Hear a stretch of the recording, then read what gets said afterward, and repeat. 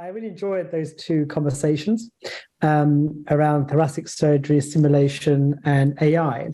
So I'm going to tell you a bit about the concept of machine learning, but also more about the wider context of society and where we are as surgeons, as humans, and the impact we're going to have as we go forward. Here's my details if you want to follow me on social media, but I'll show you the presentation. The world is changing, of course, and I guess, exemplified by the two previous conversations and talks is around the future of surgery, where as we move forward into the future, or indeed now, we're seeing the world converge. This could be the OR of the future, impacted by many technologies, AI and deep machine learning has been one of the many facets that are going to change the way we practice as surgeons, but also how we teach the next generation of surgical trainee. So that view of the future is rather interesting and fascinating, and one that's quite relevant. That's the future. Let me take you back to Charles Darwin and the concept of the theory of evolution. When we describe this theory of evolution, we describe very... Hello, can you hear me? Sorry, sir. Just echo. I just muted everyone. Thank you. Thank you so much. Yeah, thank you. So if you go back, let's go back through history. Theory of evolution. We all heard Charles Darwin. He describes this process of slow change over millions of years. And a lot of that context is how, as humans, we evolved. That's very incremental, very slow pace with tiny changes over millions, if not tens of millions of years. So we had that concept. But actually, what we're seeing now is a change. Things happen dramatically. Let's go back to 65 million years ago. The dinosaurs were raging around the planet, of course, until a single event wiped the dinosaurs from the face of the Earth. That was an asteroid coming down on Earth, wiping out an entire civilization of animals. So what that described is an event that's changed society forever and was the destruction of the dinosaurs. We can look at human beings in the same light. If we get back through history, 4 million years ago, it was fire. The first time fire was seen in the world, which changed the way we behave in terms of eating food, warmth, etc. Then we go to the first wheel, which was 4,000 years ago, allowed us to transport ourselves across the world, making the world a smaller place. Transportation and the world's first industrial revolution took part. The printing press in 1440 by Gutenberg allows us to suddenly share knowledge on a global scale. And of course, as we became airborne in 1903 by the Wright brothers, suddenly the world changed. What we're describing here is something called punctuated equilibrium, something happening at a certain point of existence which changes our trajectory, not slow pace evolution, but fascinating changes in exponential technologies that are governing our world. So that's the theory now behind where we are. We are living through one of these episodes of punctuated equilibrium. We see technologies that we've not heard before. We have new language, new dictionary of innovation, whether it's the brain-computer interface, whether it's the AR, VR, so eloquently described by my predecessors, quantum computing, 5G mobile computing, AI, deep machine learning, the Internet of Medical Things. We're more connected than ever before. So now I suggest to you what we're going through now is a similar change of punctuated equilibrium. We're supported by the direction in terms of the reports from the World Health Organization for digital health innovation across the UN, but also this is our own College of Surgeons in England, where I was a member of council for 6 years, preparing the future of surgery report, technology-enhanced learning and training, and producing a digital workforce for the future. That's our role now, to create that future of our health service. I want to take you to another concept, which I've described in many journals. It's the concept of digital surgery. And I say this is the new concept. AI and data analytics is one part of what I call CARED, C-A-R-E-D, CARED in surgery. Care is connected health. remote collaboration, remote telementoring. A is the AI and data analytics, robotics, extended reality, and of course, the concept of 3D printing. So that becomes now a concept of where we are and heading towards in the future. Let's talk about one of those. I can talk about all of those for many hours, but my remit here is to talk about the whole concept of AI and deep machine learning, of course, in surgery. If you look at the concept of machine learning, AI is one element, of course, in one part of that spectrum, and it goes to deep learning, which is based on artificial neural networks. Machine learning is defined as the ability to perform tasks without explicit instructions, but relying on pattern, this pattern recognition, which we described earlier through chest X-rays and CT scans. Another fundamental shift in human society happened on 30th of November 2022, and that was the launch of the large language model ChatGPT, which has changed fundamentally our lives forever. So another time where things dramatically change by the introduction of AI that's very much easily adoptable. We've seen AI now using ChatGPT and other LLMs being able to train themselves to become doctors, passing the medical license exam. Also, we're seeing how AI and machine learning allows us to be more empathetic. Maybe these AI machines or who are going to augment us are more empathetic and better than current doctors or surgeons. Who knows? That discussion will be ongoing. We know, of course, the deep machine learning part is good for image analysis, will help us surgeons in the future to diagnose skin lesions in terms of plastic surgery, or used for pathology, for pathological diagnosis. We know it's good for chest X-rays, CT scans, pattern recognition. Also, we're seeing in retinopathy for ophthalmologists around the issues of retinal scans and predicting retinal disease, for example, by the DeepMind team from Google in the UK. We're seeing now the convergence of these technologies allowing us to diagnose quicker, much faster, more reliably, and more efficiently. I did this slide about 5 years ago. So what the new patient interaction look like? If I was a surgeon, and I was a thoracic surgeon, for example, and someone came with me with a diagnosis of a symptom of hemoptysis, the first thing they would do, top left, number one, would be to consult with a chatbot, which is based on AI algorithm, allowing you to communicate with the symptom. So hemoptysis might be categorized as high risk for lung cancer. Of course, it's a risk factor. Then after the diagnosis is made, the chatbot will say to you, right, go and get a chest X-ray, which you get number two. That chest X-ray, using machine learning, will diagnose the lung tumor and say this is high risk. You then go to number three, meet a surgeon who says, I'm going to biopsy it. He biopsies it using machine learning system, using 3D images from DICOM, allowing the machine, the robotic system, to take the biopsy in the right area in the lung. And this is obviously the robotics from Medtronic. Then he says, okay, you need surgery.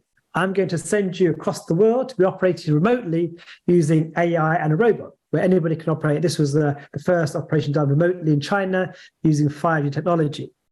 The specimen goes off for analysis, which is then using deep machine learning for diagnosis. So the whole pathway of that interaction could be transformed by AI and, of course, deep machine learning. That's kind of what I did 5 years ago. I think that's relevant now. What about training? Well, before, training has been very subjective. Can we make it more objective? Here we are, Intech is a company working on AI and machine learning, allowing to train, this is laparoscopy or thoracoscopy, allowing you to train. It'll analyze your movements using data interpretation, giving real-time feedback as to your performance. Imagine that in real-time surgery, or even laparoscopic surgery, robotic surgery, using real-time image analysis, allowing you to quantify your performance. I think that's important. We've seen diagnostics change. We've seen that image coming up. We've seen ultrasound, now the images analysis using handheld devices like the butterfly. Now we're seeing AI allowing us to diagnose an ultrasound with no input from the sonographer. So it actually democratizes healthcare around the world by using deep machine learning. As a colorectal surgeon, I'm not a thoracic surgeon. Of course, we're interested in polyps in the colon. Here we are. Here's AI and machine learning, look at images from a colonoscopy. And here you see the AI pick up the polyp that we can't see. It's been trained on tens of thousands of colonoscopy images and video analysis with computer vision. And here we are. It's picked up that polyp much quicker than we can. It'll aid surgical diagnosis and support us. Another company using machine learning is Scalpel, some colleagues of mine who now use it in the OR. So when you're counting the instruments, counting the swabs, this is very subjective and analog. If you use AI, took a picture of the tray constantly, you would find out exactly what was missing and when, and you could actually go and find it and make sure they don't miss any swabs, any instruments during the operation. It makes sense. It makes it much more easier, and it's much more objective than subjective. If we think about surgical navigation, we're now seeing, as mentioned earlier, navigation to surgical operation using deep machine learning. We're now using that to predict where structures are and to aid you during the surgery. Imagine an autonomous vehicle. I have a Tesla at home and it drives autonomously. It's an amazing, amazing concept. This is what it does, of course. It recognizes things around you, it navigates through the streets, and it can drive you autonomously. Can we as surgeons take that technology and say, can you support us during surgical operation? Surgery has been analog. It's based on intuition and judgment for hundreds of years. Can we aid a surgeon to do better? Well, here we are. This is a laparoscopic cholecystectomy. And what you're seeing here is machine learning allowing you to look at the area of concern using computer vision and to show where the safe area of dissection is and to allow you to hopefully avoid the complications. This is one example where computer vision will allow us to be safer, more effective, and hopefully have less complications. So using videos, using image analysis, using AI machine learning, we can now predict outcomes and help support aid surgical navigation. This was the very first world's autonomous surgeon performing anastomosis autonomously using some deep machine learning and allowing you to join two bits of bowel autonomously together. So we think we can go ahead and actually in the future have robotic surgery, remote surgery, and aid assist surgery. It depends upon the data collected. It has to be tagged correctly, otherwise it won't work. And part of the problem with AI is the data collected in medicine over many years has been rather poor. Can we select the data, collect it better, so that we can then make inferences around that quality? So here we are. This is the OR black box. This is Theodore Grantchov's work, who used to be in Toronto. Now he's a professor of medicine at Stanford. He has all the data collected into the OR black box, similar to a flight recorder for an aeroplane. Data from the theatre, the movements, the laparoscopic feed, also the parametric data from the anesthetic machine, for example. All that data is collected in the central box, which then you can analyze if things go wrong, looking at case mortality or error basis, and do risk analysis using that data. So we're now collecting more and more data as we go forward. What about if we collect even more data? Understand, so this could be outside the operating theatre with all the data coming in. This is the command centre by GE Healthcare, and this is in Bradford Hospital in UK, where when you go to A&E or the front entrance, you see a system, a wall of analytics, where all the data for patients coming in, where they're going, which ward, where their blocks are, who's been discharged. You can have that in the OR, saying, well, what's the efficiency? What's happening? Are the porters getting the patient? What's the delay? What's taking time? Can we improve the efficiency of the OR? Because most times, most ORs run about 70% efficiency. Can we improve that using AI and deep machine learning? But of course, the world of robotics is coming in, and robots are interesting, of course. What they're allowing us to do now with all these new kind of robots coming in is allow us to capture more and more data. As they become less expensive, more modular, with more data, we'll now be able to assess performance and outcomes critically using data analysis. And these are some of the amazing robots now being released and launched over the last few years. It's become an exciting time, of course, in surgery and technology. We just mentioned very quickly about extended reality. I just mentioned that's one of my favorite topics, and I've been in this space for the last 10 years. And extended reality, of course, is a mixture of AR, VR, mixed reality, and the world of holograms, avatars. I just like to share a few things with you. Yesterday, we had this amazing news that Vision Pro, Apple, will launch their mixed reality headset next Friday. You can buy it on Friday of next week, only in the US, for $3,500, which would be a game changer because waiting for Apple to come and enter this world.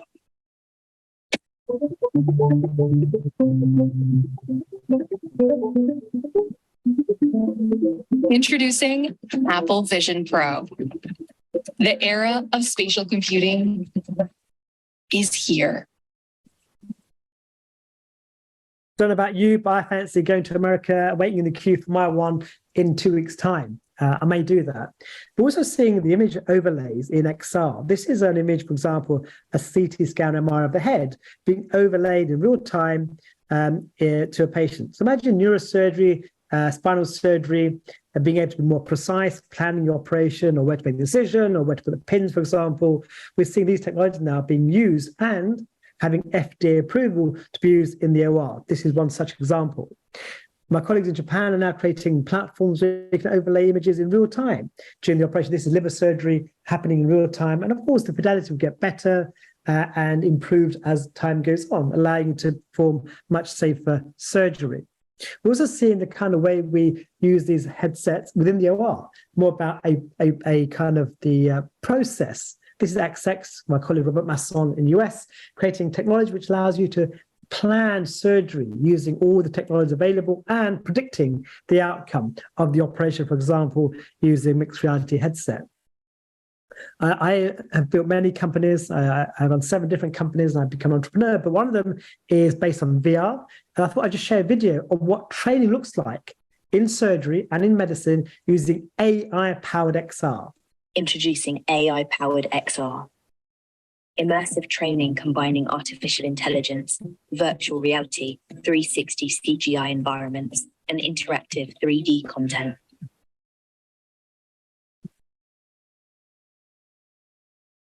Introducing Medical Realities, an extraordinary training platform that signifies a groundbreaking advancement in medical education. Within its extensive content library, you're granted exclusive entry to over 30 plus live immersive recordings. Whether it's routine medical procedures or complex surgical operations, you're invited to a front row experience, all while comfortably wearing your XR headset. Get ready to elevate your medical training like never before.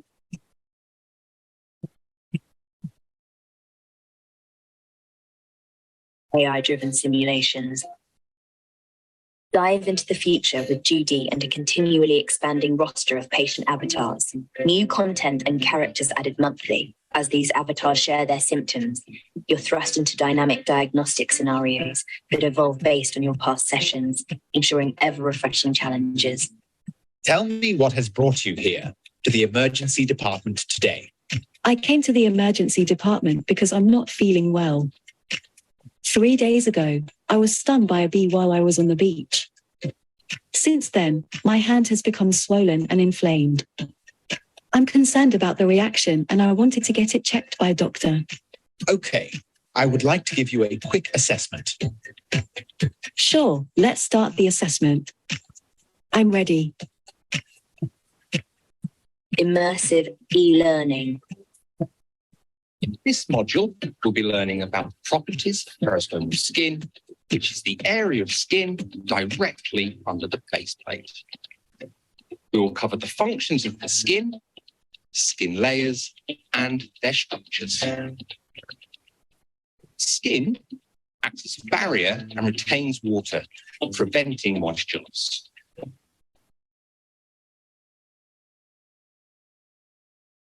Collaborative training modules. Hello. Do you know why you're here today?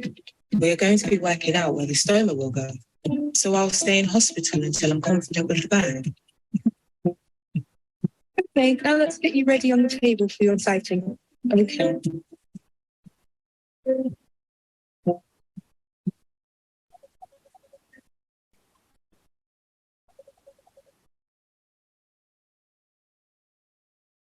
Interactive simulations.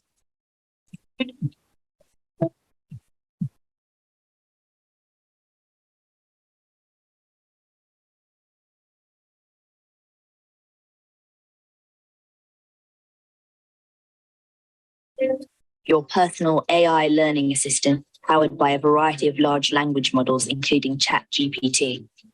Imagine a brilliant study partner that's accessible every second of every day, ready to engage in enlightening conversations that enhance your grasp of the content. Hello, AI assistant. Can you tell me what is an appendicectomy? An appendicectomy is a surgical procedure to remove the appendix, a small pouch-like organ attached to the large intestine. What is the function of the appendix in the human body? The exact function of the appendix in the human body is not fully understood. It is believed to have a role in immune function, as it contains lymphoid tissue. Live translation to over 100 languages. ¿Por qué se realiza una apendicectomía? Se realiza una apendicectomía para extirpar el apéndice, que es. So as you can see, what we're creating is a technology around AI-powered exercise. It's not just about one technology, how to use large language models, how to do machine learning to support training in the future. And this is our platform based on many years of work. Last few slides around the very future. And what we're also creating is the world's first metaverse. And we've been creating this concept of what does a new virtual world look like powered by AI. What we're creating is Web3. Web3 is where we're heading towards. It's a 3D internet. We're currently in Web2, a centralized platform. We're moving to a decentralized platform using all these technologies, whether it's blockchain, AI, machine learning, of course, using NFTs and cryptocurrency based around a new virtual world. What we're building are these kind of worlds in real time. We can go and spend time and offer treatment, for example, whether it's Dubai, Australia, Switzerland. We're building new worlds based on Unreal Engine 5. We can now offer services. Hello, everyone. I'm so thrilled to be joining you in the future of healthcare today, here at the Avalon Health Tech stage.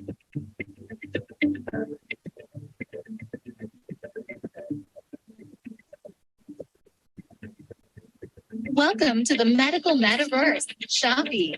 I'm Ava, your virtual assistant. I'm here to show you around and answer any questions you may have. This is amazing. Can you tell me more about the medical metaverse? The medical metaverse is a virtual world aimed at revolutionizing the way we experience healthcare. It's a place where patients and healthcare professionals can interact, explore new medical technology, and receive personalized medical treatment. It's the future of healthcare, and we're here to experience it firsthand. That's incredible. Can you show me around? Let me introduce you to some of the innovative medical technologies and virtual environments in the medical metaverse. In the medical metaverse, you'll find virtual doctors' offices, virtual surgery, virtual rehabilitation centers, and so much more. It's a place where medical professionals can provide personalized treatment and patients can receive care in a virtual environment. It's a whole new way to experience healthcare. This is truly a game changer for healthcare.